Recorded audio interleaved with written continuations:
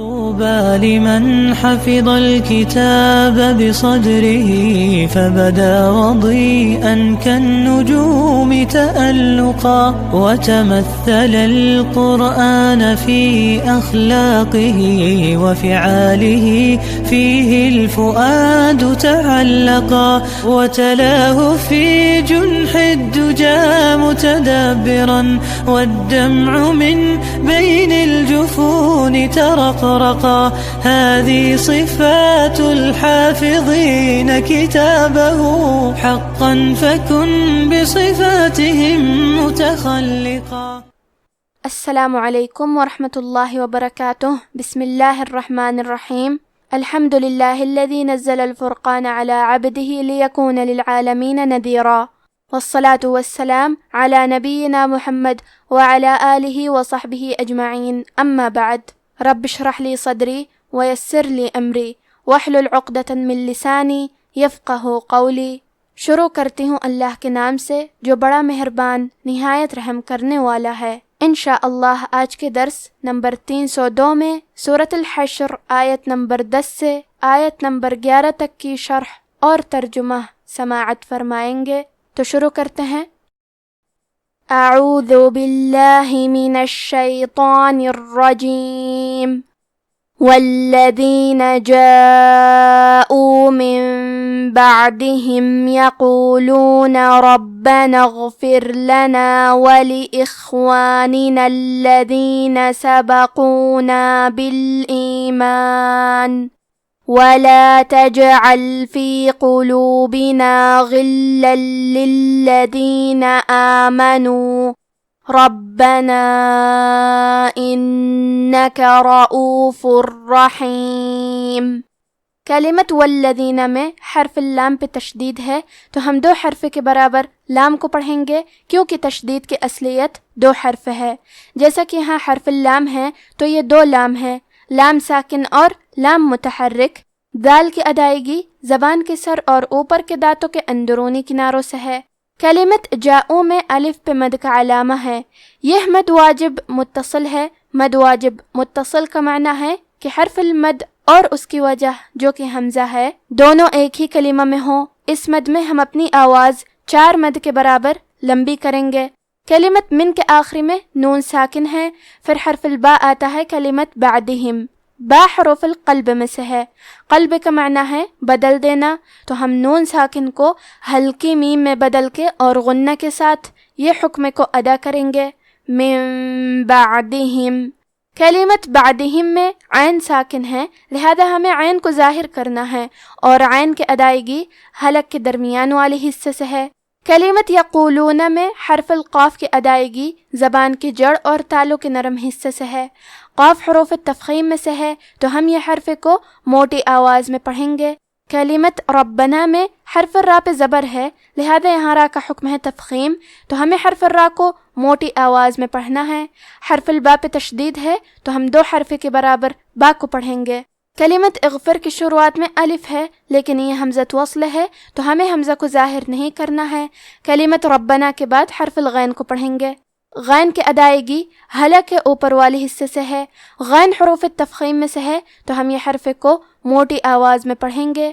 آخری میں حرف را کا حکم ہے ترقیق کیونکہ اس پہ جزم ہے، لیکن اس کے پہلے والے حرف کے نیچے فا کے نیچے زیر ہے تو ہمیں حرف را کو پتلی آواز میں پڑھنا ہے.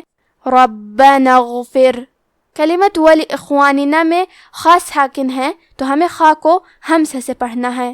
ہمزہ کا معنی ہے حرف کی آواز ایسے کمزور ہو کہ اس میں پستی پائی جائے، تو ہم یہ کلمہ کو ایسے پڑھیں گے ولاخواننا. کلمت سبقونا میں حرف القاف کو موٹی آواز میں پڑھیں گے. کلمت تجعل میں حرف الجیم پہ جزم ہے، یہاں ہمیں جیم کو قلقلہ سے پڑھنا ہے.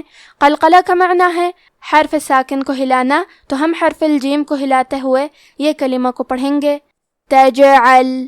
کلمت غلن میں لام پہ تشدید ہے، لہذا ہمیں دو حرف کے برابر لام کو پڑھنا ہے، اور کیونکہ اس پہ تنوین زبر ہے پھر حرف اللام آتا ہے کلمت للذین.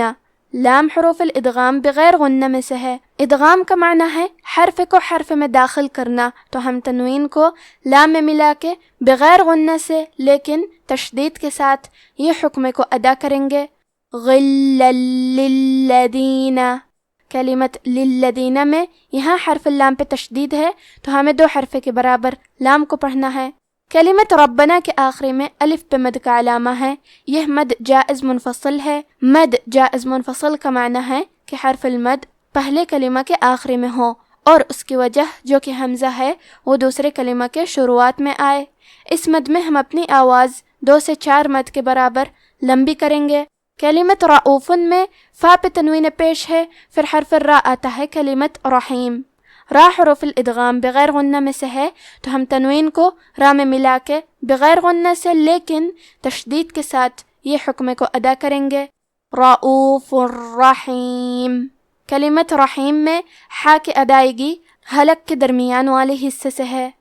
والذین جاءوا من بعدهم يقولون ربنا اغفر لنا ولإخواننا الذين سبقونا بالإيمان ولا تجعل في قلوبنا غلا للذين آمنوا ربنا إنك رؤوف رحيم ألم تر إلى الذين نافقوا يقولون لإخوانهم الذين كفروا من أهل الكتاب لئن أخرجتم لنخرجن معكم ولا نطيع فيكم أحدا أبدا وإن قوتلتم لننصرنكم والله يشهد إنهم لكاذبون۔ کلمت ترا میں حرف الراء پہ زبر ہے تو یہاں را کا حکم ہے تفخیم، لہذا ہم حرف الراء کو موٹی آواز میں پڑھیں گے اور را کو صرف زبر سے پڑھیں گے۔ کلمت نافقوں میں قاف کو موٹی آواز میں پڑھنا ہے۔ کلمت لإخوانہم میں آخری میں میم پہ پیش ہے تو ہمیں پیش کو ظاہر کرنا ہے۔ کلمت اخرجتم میں جیم پہ جزم ہے، لہذا یہاں بھی جیم کا حکم ہے قلقلہ، تو ہم یہ حرف کو ہلاتے ہوئے یہ کلمہ کو پڑھیں گے اخرجتم۔ کلمت لنخرجن میں حرف الراء پہ پیش ہے اور جیم پہ زبر ہے تو ہم یہ دونوں حرکات کو ظاہر کریں گے اور نون کو 2 حرف کے برابر پڑھیں گے کیونکہ اس پہ تشدید ہے۔ کلمت معکم میں میم پہ عین پہ زبر ہے اور کاف پہ پیش ہے تو ہم یہ تینوں حرکات کو ظاہر کریں گے معکم۔ کلمت نطیع میں حرف تو ہے، تو حروف التفخیم میں سے ہے تو ہمیں تو کو موٹی آواز میں پڑھنا ہے نطیع۔